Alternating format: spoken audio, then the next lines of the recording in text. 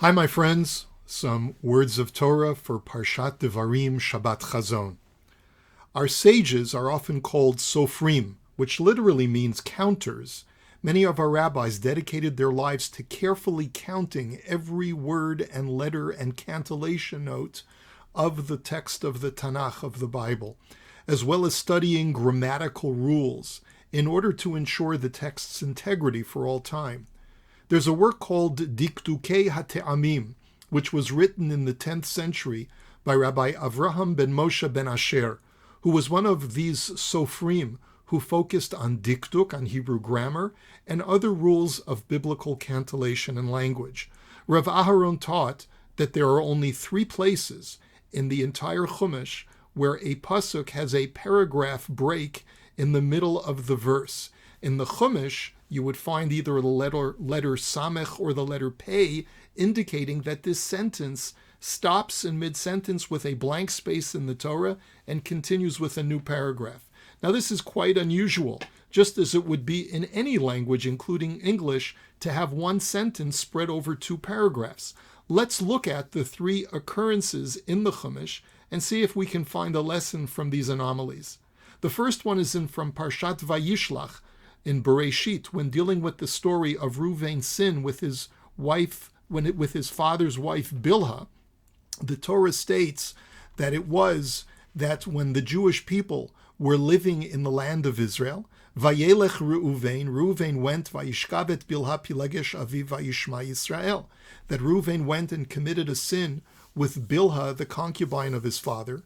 Israel, Jacob, heard this, and then all of a sudden, there's a break in the sentence, and now a new paragraph continuing the sentence, Vayihiyu b'nei Yaacov shnei masar, the sons of Yaakov, the number 12.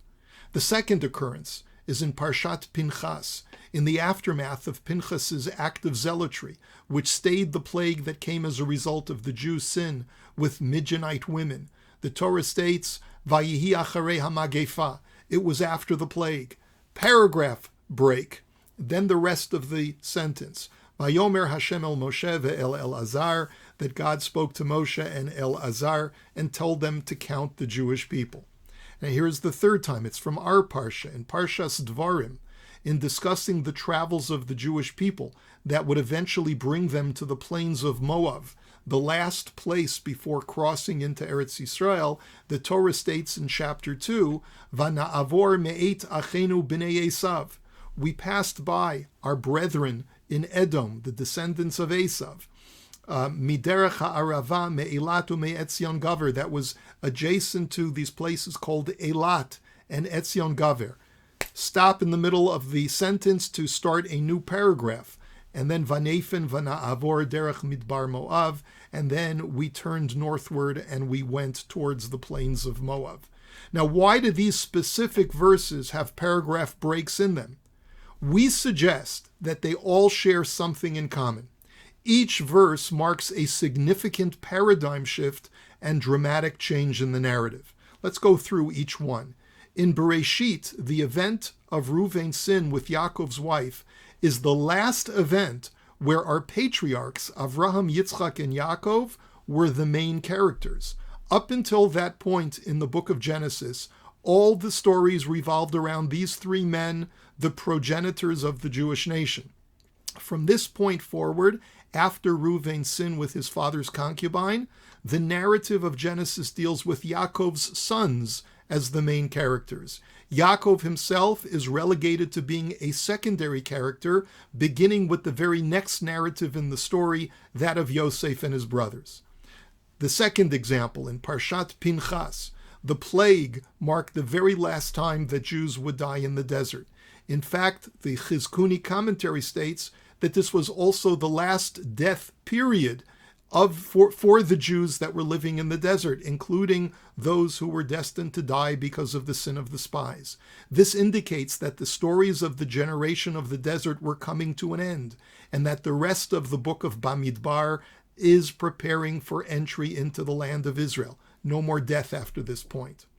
And the third example from our Parsha, we read of the travels of the Jewish people through the desert, but we can divide those travels into 2 parts. Part A is the first 39 years, where the Jews are traveling aimlessly through the desert, not headed towards a destination of the land of Israel, taking circuitous journeys throughout the desert. But in the last year of the Jews' travels, their passage nearby Eilat and Etzion Gaver next to Edom marked the very last stop that was not bringing them closer to entering the land. But after that stop, the Jews changed direction, as stated by Rashi, and instead of wandering through the desert, they made a beeline toward the northeast so that they could enter Eretz Yisrael through the Moabite territory in the Transjordan. Now, if each narrative dramatically changed at the points of the paragraph breaks, why keep these stories in one pasuk and just divide them into two separate psukim? Why not break them into two verses, the first part ending the previous paragraph, and the second verse would start a new paragraph with the new part of the story? And here's where we get to the important lesson of each of these paragraph breaks. Sometimes in life, we can undergo a transformative and dramatic change and not even be aware of it. That is, the one day when something truly monumental changes in our life, that might seem to be a time that is no different from the day before or the day after. The events all seem like they're part of the same pasuk and the same routine of life, when in reality something dramatic has changed. Yaakov and his children had no way of knowing in real time when the baton would be passed from Yaakov as the main protagonist of the biblical narrative over to his children. Bnei Yisrael had no way of knowing that the plague that came as a result of the Midianite women's sin would be the end of death in the desert. Similarly, the Jews who traveled past Edom and Eilat and Etzion Gaver, they had no way of knowing that their new direction would take them directly into Eretz Yisrael. This is because sometimes in life, we can only realize the really important changes in retrospect after seeing the entire panorama of our lives. Now, certainly there are times when we can see the dramatic shifts in real time, when we start a new job, retire, move to a new city, when a baby is born, a child leaves home, and so forth. We see the changes as they occur. But then there are times in life when we don't realize what's happening until after the fact. Say, for example, you went to visit family in Israel at the end of 2019. You had every intention of revisiting routinely 3 to 6 months later. But as it turned out, that trip would become your last trip for a full 2 years. Or think about the first time when email became a thing back in the 90s, or when you got your first fax machine, your first PC, your first smartphone, and so forth. You may have initially thought that it was just a fad or that it had limited applications to your life. It's only in retrospect that we can look at something like the advent of a new technology or a new social phenomenon as being a real game changer in our lives and pinpoint the moment of dramatic shifts in our life's history. One lesson from all of this is that we should live each day and each moment to its fullest. We do not always know when monumental moments in life are occurring. Instead of letting life pass us by, let us try and live every day as crucial and vital events to the rest of our lives. This is also an important and pertinent lesson as we enter into Tish'a B'Av. We've been commemorating this day for as long as we as the Jews have been around. Ever since that fateful day on the night of the 9th of Av in the desert, when we cried over the negative report about Eretz Yisrael made by the spies. This day has always been a day to remember our tragedies and our failures. More specifically, it's a day when we also think about the absence of a unified Jewish people focused on the temple in Jerusalem. But according to tradition, it's also the day when the redemption will begin. The seeds of our rebuilding have always been contained in the ashes of our destruction. We have no way of knowing if this will be the last Tish'a B'Av that we observe in the Galut, in the diaspora, sitting on the floor and lamenting the tragedies of Jewish history.